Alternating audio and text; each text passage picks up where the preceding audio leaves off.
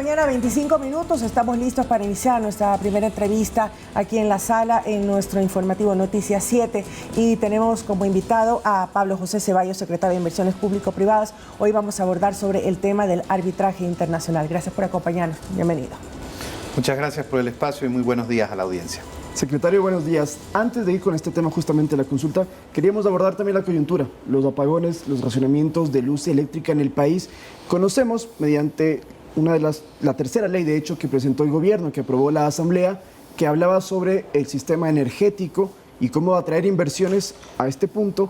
Queríamos conocer si en estos últimos 2-3 meses ha habido quizás inversión privada que esté interesada en participar en nuestro país para justamente suplir estos problemas que estamos viviendo en estos momentos.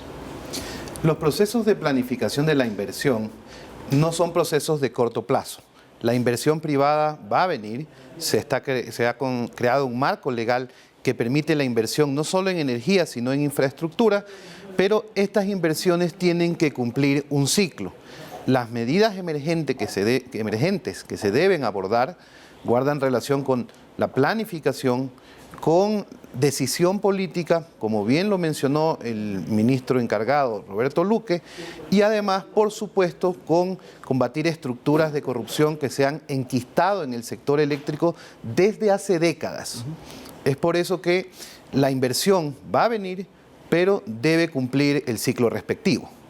La inversión va a venir y en este marco debe haber esta seguridad jurídica. Por eso, la opción del arbitraje internacional. ¿Cuáles serían los beneficios que traería al país, a este sector eléctrico y a otros también, si se llega a tener nuevamente el arbitraje internacional? Luego se lo eliminó de la Constitución en el 2008. Ahí hay un aspecto importante que abordar, y es que el arbitraje internacional, incluso con entidades del Estado, existe en la ley ecuatoriana desde 1996 y esa ley ningún gobernante desde esa fecha la ha derogado o la ha modificado. El artículo 422, que es justamente la materia de la consulta de la letra D, guarda relación con la posibilidad de pactar arbitrajes internacionales en tratados internacionales. Y aquí viene una primera observación, y es que se refiere a la posibilidad de que el Ecuador suscriba en el futuro tratados internacionales que incorporen el arbitraje internacional. No guarda relación con los contratos suscritos o con los arbitrajes anteriores o que estén en curso actualmente contra el Estado ecuatoriano. Expliquémosle a la gente para que nos quede completamente claro, quizás con ejemplos, a qué se refieren con esto de los contratos y que si hay algún problema o irregularidad se van a mediaciones internacionales. ¿Algún ejemplo concreto quizás, secretario? Respecto de la consulta, ¿sí? El ejemplo concreto es que teníamos, antes de la Constitución del 2008, tratados de protección de inversiones con distintos países. Y en esos tratados existían cláusulas arbitrales para la protección de la inversión, no solo de la inversión extranjera en Ecuador, sino de la inversión de ecuatorianos en esos países con los que teníamos tratados. Por eso eran recíprocos. Esos tratados, bajo la Constitución del 2008 y con el actual artículo 422, tienen restricciones. No es que no se puede pactar arbitraje internacional, es que solo se puede pactar respecto de ciudadanos latinoamericanos en sedes arbitrales latinoamericanas. El objeto de la consulta es que el Estado ecuatoriano recupere la posibilidad de suscribir en el futuro tratados internacionales sin estas restricciones, es decir, que se puedan pactar arbitrajes internacionales en distintas jurisdicciones, en distintas sedes para proteger la inversión. Bien, en ese sentido el arbitraje internacional, señor Ceballos, es una herramienta para resolver las disputas del Estado frente a las empresas privadas. ¿Cómo sería? Lo que dice la pregunta, recordemos que la letra D es una pregunta de referéndum, es decir, que el pueblo ecuatoriano va a aprobar un nuevo texto constitucional para el artículo 422. El artículo propuesto lo que dice es que el Estado ecuatoriano podrá suscribir tratados internacionales donde se incorporen cláusulas de arbitraje internacional para resolver disputas, y menciona el artículo, comerciales, contractuales, de inversión e incluso de financiamiento público. Es decir, lo que existe es la posibilidad de mandar un mensaje a la comunidad internacional de que Ecuador está dispuesto a reconocer este mecanismo de protección de inversiones, como es el arbitraje internacional en tratados internacionales, porque a la fecha es posible suscribir arbitraje internacional en contratos. La consulta va a abrir la posibilidad de suscribirlo en tratados internacionales. Y esto es importante, porque la pregunta no nos obliga a ir a ningún arbitraje. Nos abre la posibilidad de que la función ejecutiva del gobierno nacional o la asamblea, porque hay tratados que pasan por la asamblea obligatoriamente, decida soberanamente en qué tratados va a aceptar arbitraje internacional y en cuáles no. Esto es importante porque el efecto de la consulta es recuperar una potestad para el Estado ecuatoriano que hoy está vedada en la Constitución. Y esto se debe a que, no sé, quizás existe, y bueno, hay casos históricos de empresas multinacionales que han generado problemas aquí en nuestro país y que en muchas ocasiones tratan de irse al exterior. En esos casos es que se aplicaría esta facultad del Estado de decir, no me voy a un lugar donde quizás no tengo la certeza de que puedo ganar o los derechos del país han sido vulnerados. En esos distintos casos que usted ha mencionado, el Ecuador ha tenido distintas experiencias. Es decir, hay arbitrajes que se han perdido y que habrá que analizar qué ocurrió en esos casos. Porque no se trata de matar al mensajero. Si el día de mañana yo cometo un crimen y termino en la cárcel, no será por culpa del juez, sino porque cometí un crimen.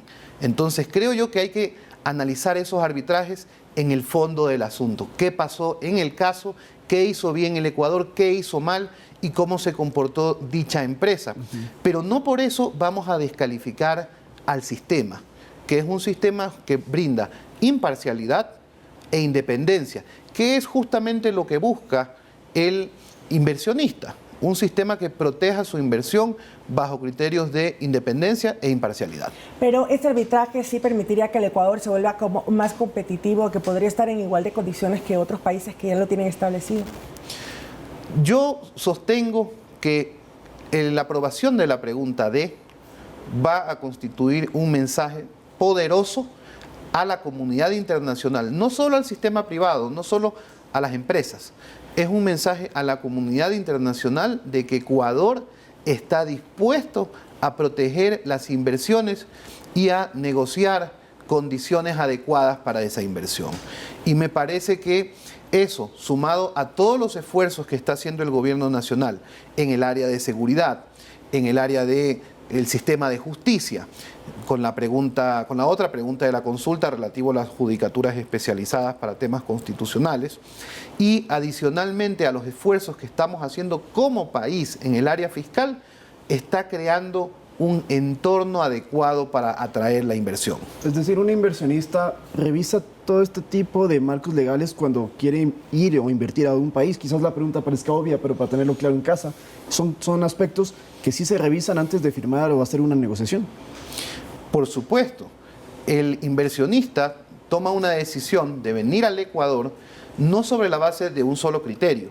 Es un análisis donde se consideran numerosos aspectos.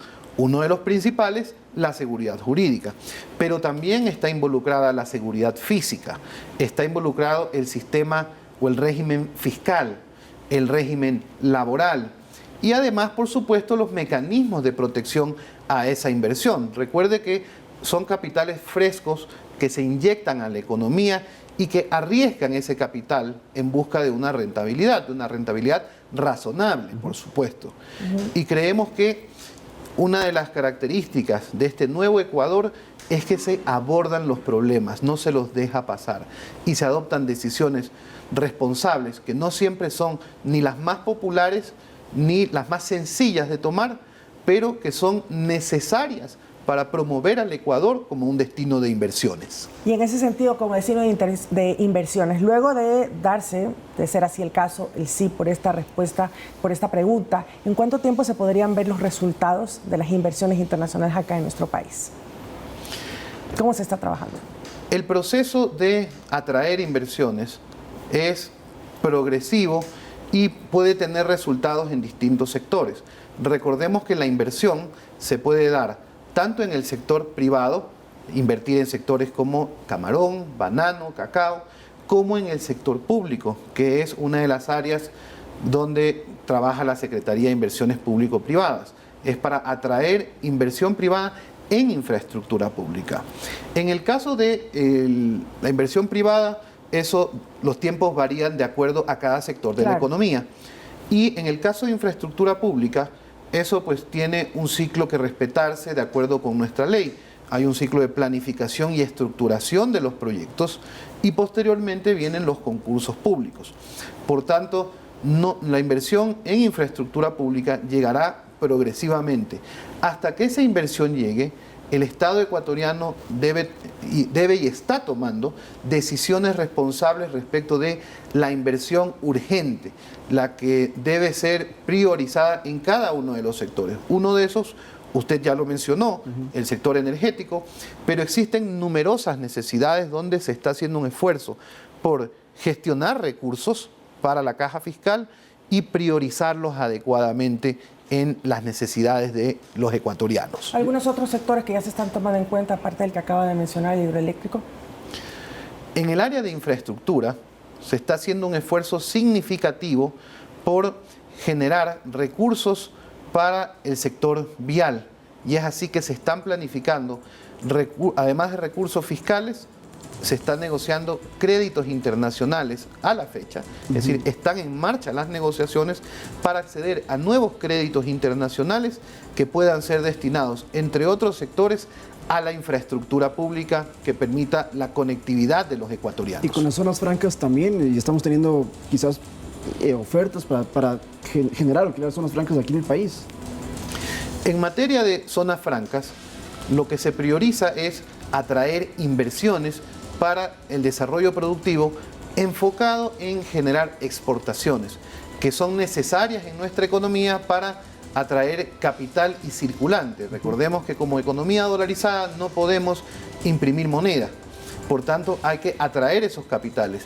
Y un mecanismo por el que ha apostado el gobierno nacional del presidente Daniel Noboa es la creación de zonas francas, justamente para otorgar incentivos a nuevas inversiones que se asienten en estas zonas especiales y desarrollen actividad productiva que genere empleo y, por supuesto, mercadería para exportación principalmente. Ese es el enfoque de las zonas francas. Muchísimas gracias por acompañarnos el día de hoy en las entrevistas en Noticias 7. Hemos conversado con Pablo José Ceballos, secretario de Inversiones Público-Privadas. Con esto nos vamos a una pausa y regresamos con más.